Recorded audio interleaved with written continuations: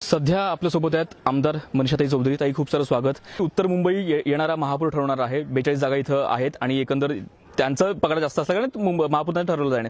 पण एकंदर महापौर हिंदू होणार का मराठी होणार असा एक वाद सध्या आपल्याला पाहायला मिळतोय. तुमचं काय मत आहे याबद्दल? हे बघा, आम्ही पहिल्यापासून देवेंद्रजी हे सर्व समाजाला बरोबर घेऊन चालणारे आहेत आणि आमचा मानस एकच आहे, मराठी मुंबईचा महापौर होणार आहे.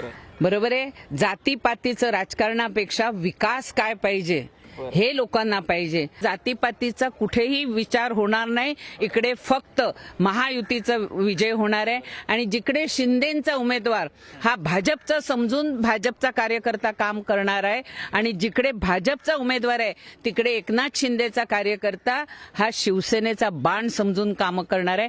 त्यामुळे दोन हिंदू पक्षाची जी युती झालंय, जे हिंदू हृदय सम्राट बाळासाहेब ठाकरेंचं स्वप्न होतं की ज्यांनी पहिलं एटीएम चालू केलं, आठवले, मुंडे आणि ठाकरे, त्याच पद्धतीने आता सुद्धा महायुतीचं आमचं जे एटीएम आहे, ह्या एटीमध्ये शिंदे आणि देवेंद्रजींचाच ब्रँड चालणार आहे आणि हा ब्रँड म्हणजेच मुंबईचा महापौर हा महायुतीचा होणार आहे. पक्षाच्या हितापेक्षा जनतेच्या हितासाठी पक्षाने घेतलेल्या प्रत्येक निर्णयाचं आम्ही स्वागत करत आहोत. कारण आम्हाला जे 25-30 वर्षात झालं नाही तो मुंबईचा महापौर महायुतीचा बसवायचा आहे.